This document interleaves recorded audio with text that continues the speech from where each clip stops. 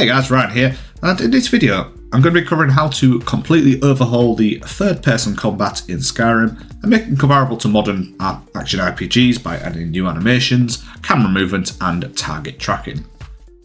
So to achieve this, we're going to use a combination of 3 core mods that can be installed using a mod manager. Now, you will need to be running either the Steam or GOG version of this game, since we'll be making use of SKSE or the Skyrim Scripts extender, which does not work with Microsoft Game Pass games. So without further ado, let's jump into what we need to install. So the first thing on the list is a mod manager.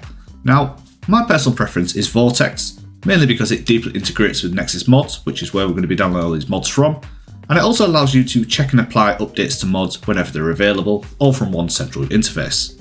So to install Vortex, it's pretty straightforward. All you need to do is download and run the installer from the Nexus mod site, and once installed, click on the Games tab on the left hand side, and make sure that you've selected Skyrim Special Edition. At this stage, we can close the application and move on to installing SKSE. So SKSE, or the Skyrim Scripts extender, is what really powers most of these mods that we're going to feature in the video, and it is really a hard requirement when it comes to it. So to install SKSE, all you need to do is visit the website. You want to download the current Anniversary Edition. Now, don't let the name put you off. This will work regardless of whether you've actually purchased the Skyrim Anniversary Edition or not. Once that's downloaded, extract the archive, and inside the extracted folder and the subfolder, take a copy of everything that's inside there. And what we're going to do now is paste that into where the game's installed to. Now for most people, you'll probably find it's installed on your C drive, more specifically the program files, Steam, Steam Apps, Common, and then Skyrim Special Edition. So you want to paste it inside this location here. If you get a prompt to overwrite everything, click yes to do that. Now I'd also recommend that you make a shortcut to this file here, which is SKS64 loader, as this is what's going to be used to launch the game later on with SKSE enabled. So at this stage we've got everything installed that we need, so let's move on to the mod list. So the first mod we're going to be covering is the True Directional Movement mod, which truly turns the game into a modern action third-person RPG. So for starters, it unlocks the camera, so that no matter what direction your character is facing, the camera will always still be in the same position. So in other words, if you turn around and then run back towards the camera, then you'll see your character move closer towards you. The mod also introduces a target lock for melee combat, which means that you can now attack in any direction, and you can also use the mouse wheel to switch between your selected targets. The same can be applied to ranged attacks, as you now have a projectile aim support. Again, in other words, if you're using ranged spells or a bow, you can lock onto a target such as a dragon whilst it's flying about, or even shoot from a bow on horseback. There are a couple of things of note. For example, there's a new head tracking animation which allows your character to look at a current target or speaker, 360-degree mounted camera support, and also adjusted swimming animations. Now to install this mod we can use Vortex, but just make sure that you do install all the mod requirements, then the mod itself, and then run the Nemesis just to patch in those animations for head tracking and mounted combat. Plus if you do get stuck, the installation process is well documented on the mod's description page. So now that we've sorted out the third person camera, it's time to add in some new animations, and the best one that I've found on Nexus Mods is by the mod author Vero Levy. Now they have animations that replace sheathed idols, movement, bows, crossbows, spellcasting, when you attack from an enchanted staff, shouts, and sneak attacks with both magic and weapons. The mod also includes other animations that include replacements for one-handed, dual-wielded, and two-handed weapons, depending on the weapon type. It also implements different movement types depending on whether you're wearing light, heavy, or even robes as your armour. And as a bonus, all these animations do get applied to NPCs as well. So to install all these animations, the mod author has kindly provided a all-in-one mod collection on Nexus, and that'll allow you to install all the mods in one go, as well as any dependencies for using the animations.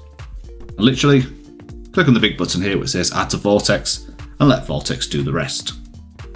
And the final mod we're going to cover in this video is the Better Third Person Selection mod, which, as the name implies, allows you to select and pick up items without focusing the camera directly on the object, which is indeed a flaw on the original third-person view in Skyrim.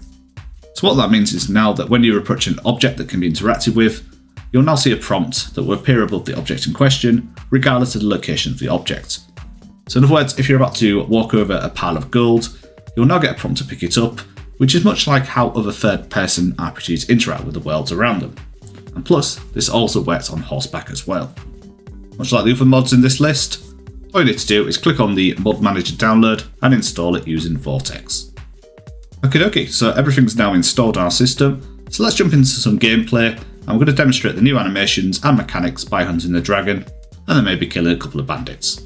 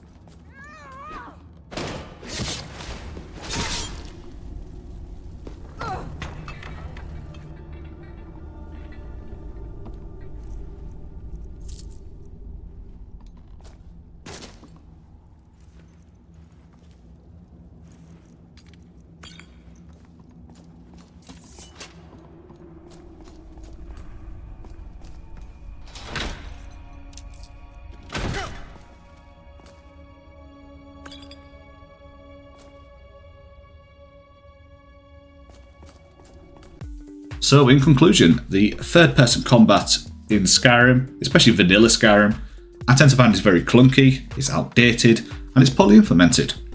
However, as you can see with a couple of mods, it's now possible to completely overhaul the combat, make it responsive, and once again fun to play. In either case, thank you very much for watching this video today guys, and if you did find it helpful, you know what to do.